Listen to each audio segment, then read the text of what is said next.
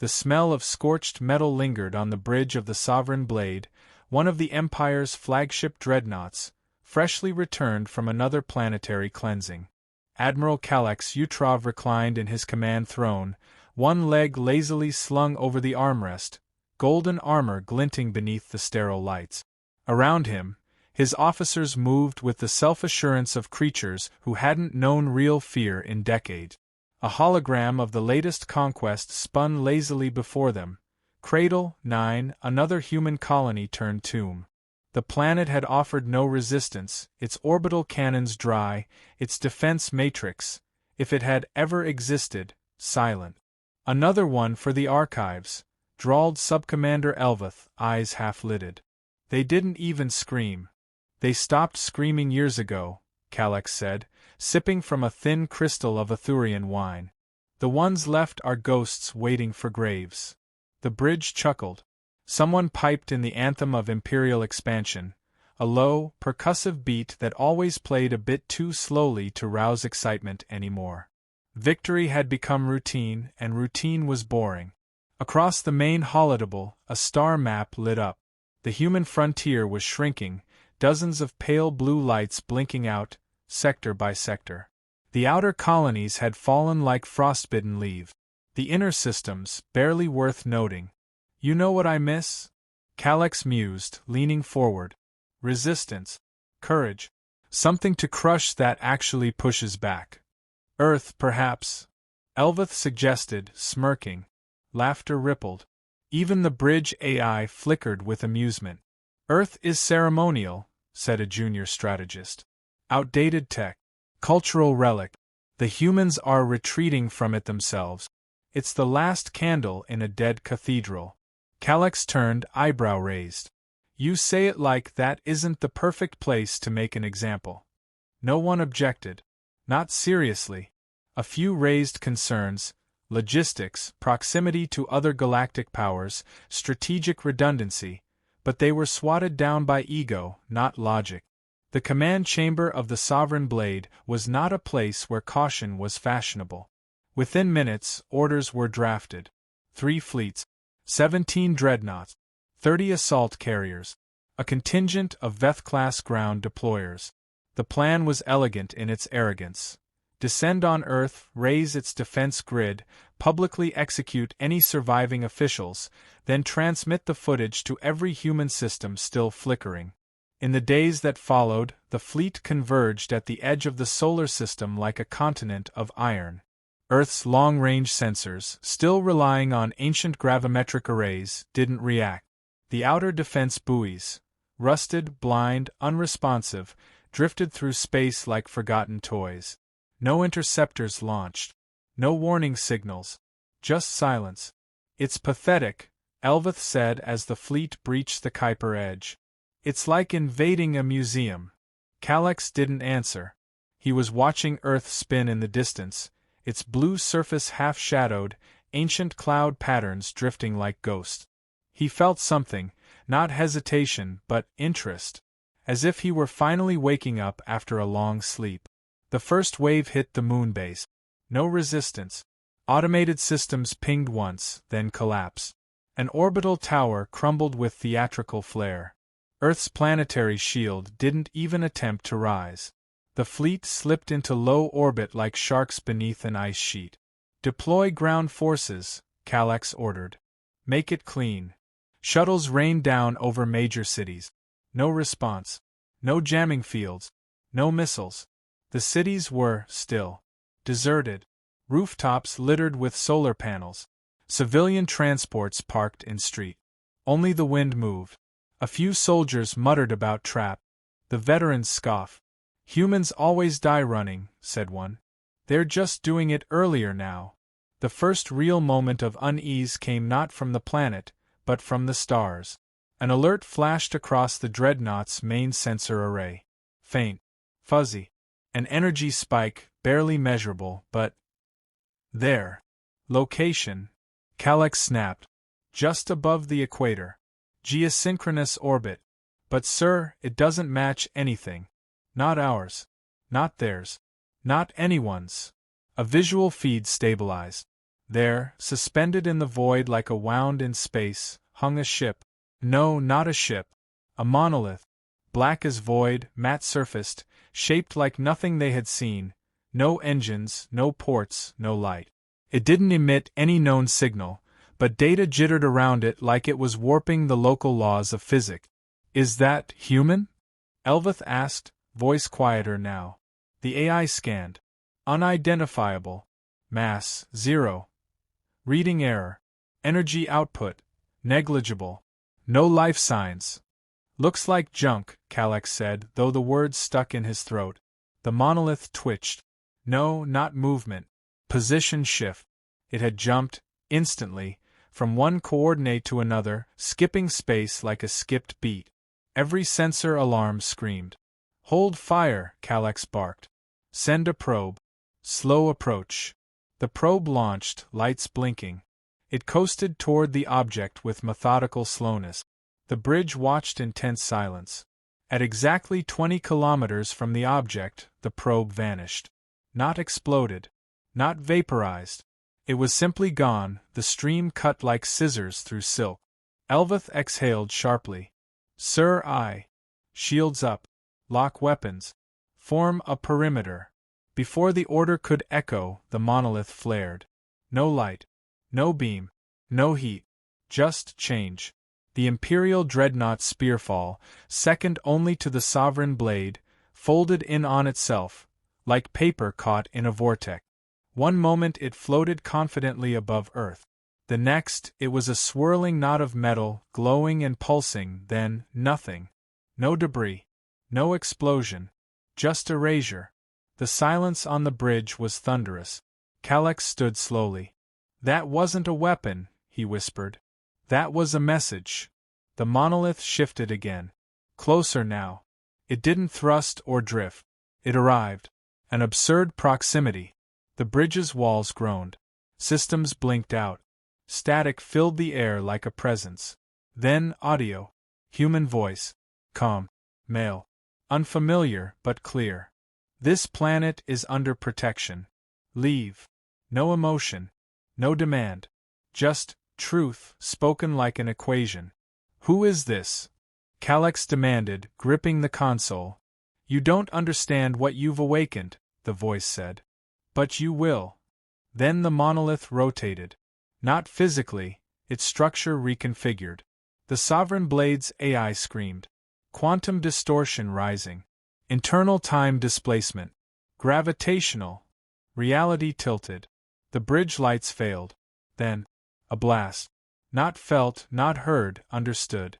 Every crew member dropped to their knees, clutching their skulls, eyes bleeding light. When they came to, the monolith was gone. So was half the fleet. The Earth still hung in space, blue and untouchable. Calyx stared at the black where the object had been. He turned to Elveth. Prepare all logs. Send to High Command. Immediate recall. What do I say, sir? Calyx's voice was dry. Flat. Distant. Tell them we made a mistake. The Empire didn't sleep, but its leadership did hesitate, for the first time in 3 generations. High Command had received the emergency log from the Sovereign Blade 46 minutes after its transmission. It was incomplete, corrupted in places, riddled with burst packets and quantum static. What did make it through painted an image no one wanted to acknowledge. Ships erased without cause, a single unidentified human vessel disabling an entire fleet, and a message delivered with surgical precision and chilling restraint. This is absurd, declared Archmarshal Vrethtal, pacing in the gravity chamber of the Celestial Bastion, the Empire's central military stronghold. A singular ship does not dismantle 17 capital vessels unless we allow fantasy to overwrite reason. He spoke to an audience of silence. Dozens of admirals, lords, analysts, and bio-stitched war oracles stood frozen around the central table, each one trying to rationalize the inexplicable. Except one. Admiral Locker Vall stepped forward, his voice subdued but edged with steel. It wasn't a ship in the traditional sense. We've reviewed spectral data and field entanglement. The object wasn't using propulsion. It didn't generate displacement. It was a myth, Vreth spat. A projection. Psychological warfare. Humans have always been good at tricks. Theater. Illusions of power. I agree they're good at theater, Locker replied. But that wasn't a trick. That was a scalpel. He tapped a panel. The central holosphere flickered and projected the last intact footage from the Sovereign blade. No explosion. No energy signature.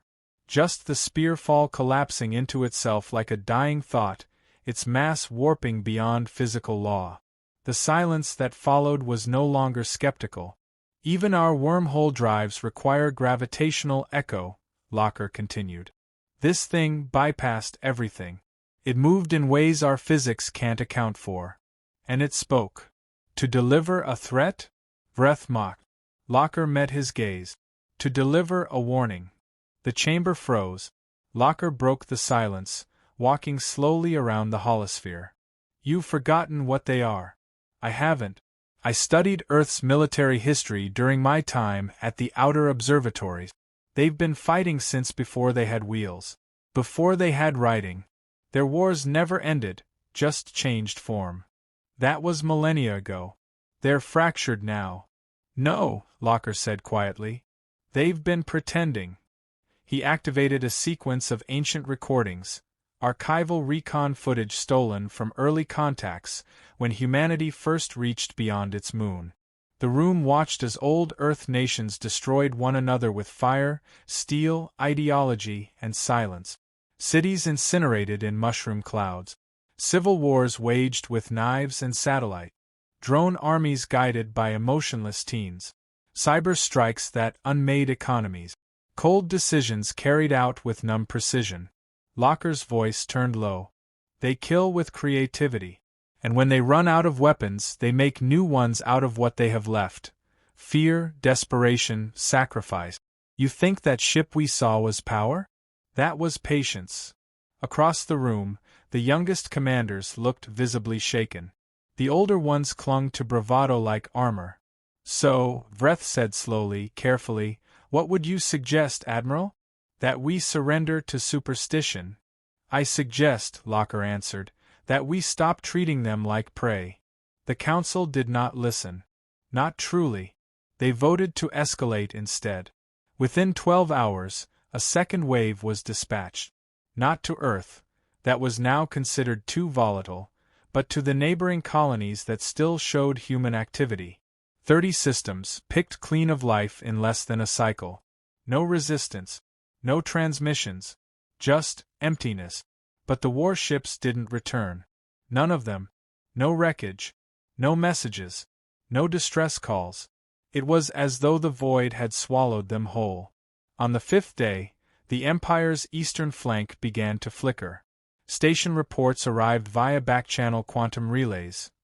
Unregistered vessels phasing in and out of low orbit, disabling satellites without force. Entire communications arrays blinked into shutdown. Gravity anomalies twisted the moons of Gerald 3. A planetary fortress, Trive and Bastion, vanished off the strategic map, all 3 moons included. Still, there was no declaration of war. No retaliation from humanity. Only precision. Only silence. Admiral Locker, now stationed aboard the carrier Vigilant Storm, stared at star maps that changed faster than updates could process. Dozens of human-occupied systems were once marked with failure. Low industry, refugee outposts, no defense installations. Now they pulsed with unknown traffic patterns. Energy fluctuations in impossible spectrums. Terraforming signatures where no colonies had ever been officially registered. New routes, old names erased. He opened a private file. A communication intercepted weeks before the Earth encounter. Low bandwidth. Fragmented. But its core message was unmistakable. Let them come. Let them think we're running. Then let them remember why we don't need numbers. Locker played it again. And again. Later that cycle, he stood alone in the tactical chamber, watching footage that had only just been decrypted. It was old, pre-warp, probably 21st century. Black and white reels of human soldiers clawing through mud, diving into bunkers, screaming under fire, pulling comrades from rubble, patching wounds with duct tape and torn uniforms. Their eyes weren't fearless. They were focused. He understood it now. The silence, the disappearances, the monolith ship, they weren't weapons. They were warnings. Exhibits of restraint. A voice startled him. Elvath, bruised, limping, evacuated from a ruined scout ship in the Gallos Reach. "I've seen them," she rasped. "I didn't believe it. Then I watched 2 of our dreadnoughts go black without a shot fired. And I saw something else." He turned. "What?" "A convoy," she said. "Human. Civilian. Hundreds of ships. Old ones. Rusty. But they moved like a school of fish. Perfect formation. Inside a wormhole corridor. That's not possible." "No," she agreed, "but they did it anyway." Locker's blood chilled. "They're not just fighting back. They're organizing." A transmission flickered into the room. Unauthorized. Unstoppable. It was from a human fleet. A single line appeared on every console. "The simulations are complete. Phase 2 authorized." Before he could move, the lights dimmed. A gravitational ripple passed through the vigilant storm, gentle yet undeniable, like a deep breath in space. The tactical map reconfigured itself. Red markers filled the eastern frontier. Then the north. Then the Empire's core worlds. All red. All human. Locker closed his eyes. "They never ran." "No," Elvath said quietly. "They were drawing the line." The room pulsed red.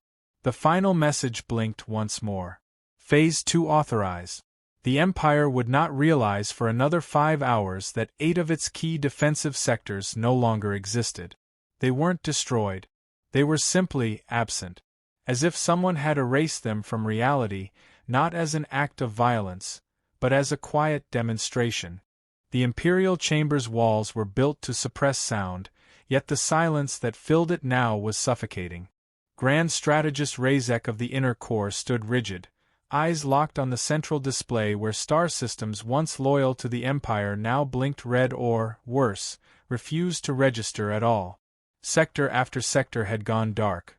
Not from war, not from rebellion, but from something far more surgical. Uncontactable. Unreachable. Forgotten by physics. "It's not collapse," Lockerval said, voice low but unmistakable. "It's extraction." Across the room, Vreth Tel scowled, still nursing his pride like a wound. "You speak as if they are gods." "No," Locker replied.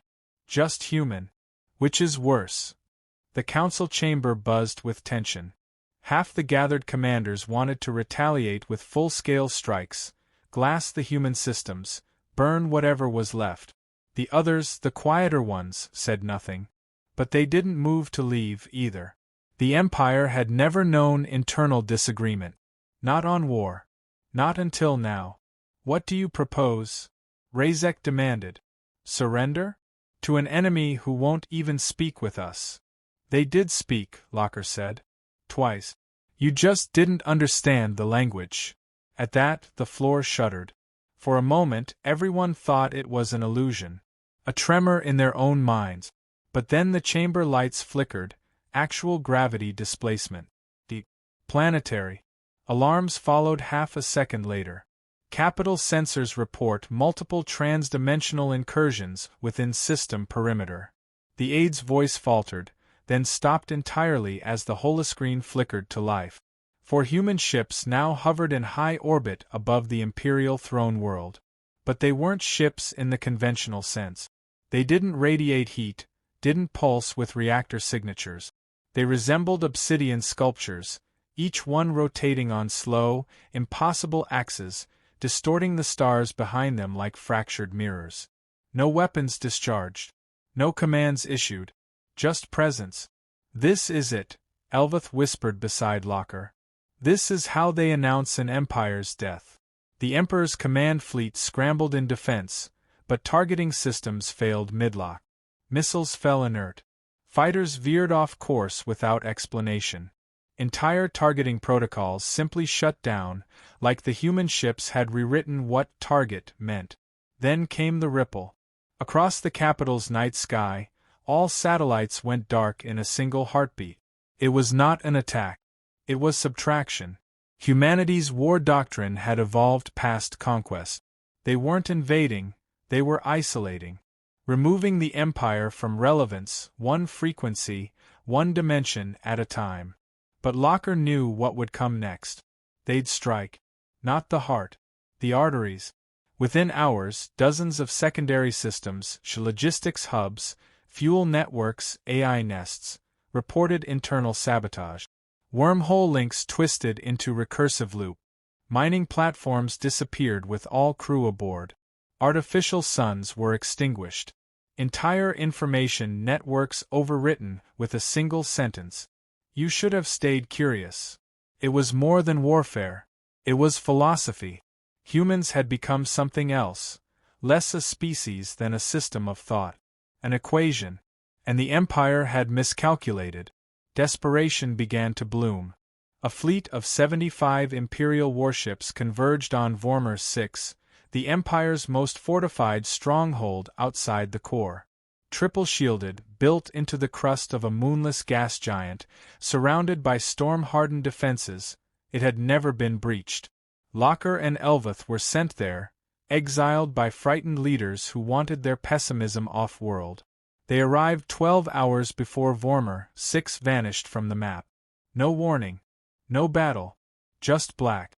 Ships in orbit lost engine function. Static replaced comms. Drones reprogrammed themselves mid-flight and turned away from their target. Orbital mines detonated before anything crossed their path. Elveth stood in the observation deck, watching nothing unfold, the absence of motion more terrifying than chaos. "Why aren't they killing us?" she asked quietly. "Because this isn't about death," Locker replied. "It's about certainty." She turned to him, frowning. Meaning they want the survivors to carry the message. They want the story to spread faster than they can travel. They don't need to occupy. They need to be understood. He was right. Because hours later, across hundreds of border systems, Imperial soldiers began surrendering to no one. Civilian governors broadcast unconditional offers of ceasefire, despite never receiving an ultimatum. Entire fleets deactivated without orders. Some tried to defect, others simply stopped. The Empire's backbone wasn't broken. It had been shown its own reflection, and could no longer stand. Vrethtal, watching from the capital, refused to believe the reports until a personal message reached his private channel. It was from a human. A woman, face bare, unhelmeted, eyes tired but unafraid. Her voice was calm. Like someone speaking to an injured animal. "We are not here to replace you. Only to remove the illusion that you were ever in control." Then she smiled, just slightly. "And to remind you that silence is not surrender. It's a trap." The message ended. The chamber remained still. One by one, the warlords began to sit. Not to rest. To listen. The last battle never came. No grand clash of fleets. No planetary siege. No blaze of glory. By the time the Empire's final defense line assembled, those few admirals who still believed in retaliation, there was nothing left to rally. The human fleet did not advance. It did not broadcast demands. It simply existed across all sectors simultaneously, occupying strategic lattice points, disabling entire systems with the elegance of a practiced surgeon. No mess. No speeches. And no mercy. Yet, still, not a single colony was bombed. Not a single civilian world was scorched. Even the Empire's central databanks, exposed and undefended, were left untouched, observed but not altered. The humans didn't erase history. They let it stand. Admiral Lockerval returned to the Imperial capital under full authorization. Not in chains. Not escorted. Just summoned by request, not by order. And for the first time in his long career, he didn't feel like a commander. He felt like a witness to something far older than empire or dominion. Something almost mythic in its restraint. The halls of the Senate were quiet. The banners of conquest had been lowered. the great war statues draped in gray cloth. Every noble who had once screamed for expansion now waited in silence, dressed not in armor, but in humility. In the center of the chamber, a single human representative stood alone. No guards. No weapons. Her name was Commander Kira Sol. She wore a civilian jacket over a naval uniform, clean, undecorated. Her hands rested behind her back, her posture straight but not rigid. She didn't speak first. She waited. Locker approached, the Empire's emissary by default. Not the highest-ranking officer, but the only one who had understood soon enough to survive with dignity. He stopped 3 paces from her. "We expected more ceremony." "You expected war," she replied. "We gave you consequence." Her voice held no pride. No disdain. Just truth. "You could have taken everything. Subjugated us. We don't want your systems," she said. "We want the equation to balance." He looked around at the silent senators, all of them staring like children at fire. "And what does balance look like now?" Kira stepped aside and gestured to the projection hovering above the chamber floor. A map of the known galaxy, but rearranged, not by power, but by influence, communication, and potential. The Empire was no longer central. Not erased, just repositioned. "We won't govern you," she said. "But we will ensure you never again govern through fear." "And if we refuse?" Her eyes were calm. "Then your systems will continue going dark. Not destroyed. Forgotten. Until you forget yourselves." Locker didn't speak. He just nodded once, quietly, accepting. And in that gesture the war ended. Within weeks, all Imperial fleets were recalled. Not out of defeat, but obsolescence. There was nowhere left to go. No enemy to chase. Only a presence, watchful, patient, vast. The humans dismantled nothing. Their ships remained unseen but always near. Worlds began to stabilize. Trade resumed, though subtly different. Messages were no longer routed through Imperial hubs. Transit permissions were now quietly cleared through decentralized nodes, always faster, always more efficient. All of them ran on code no Imperial system could crack. Human code. But there were no threats. Just order. Admiral Locker was offered a position. Not a punishment, not an exile, a role. Planetary liaison for transitional governance. He accepted, though not with joy. His days were filled with quiet work, repairing infrastructure, resolving disputes, interpreting new protocols passed down not through command, but through suggestion. He didn't speak of the war anymore. He didn't need to. On the 100th day after the final incursion, he received a private message. No sender, no origin trace. Just a single phrase. "You were heard." He closed the message and let out a long, quiet breath. Not relief. Not regret. Something in between. Above the capital, one of the human monolith ships passed silently overhead, casting no shadow, emitting no sound. Children watched it drift past with awe, not fear. And somewhere, far beyond the known sectors, beyond wormhole gates and folded paths, a human fleet entered uncharted space. They moved in silence, with precision and purpose.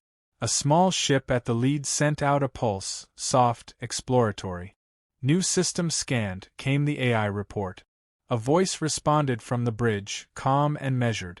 "Observe. Learn. Do not disturb." Behind them, Earth was quiet. Awake. Ready. The galaxy would never sleep again.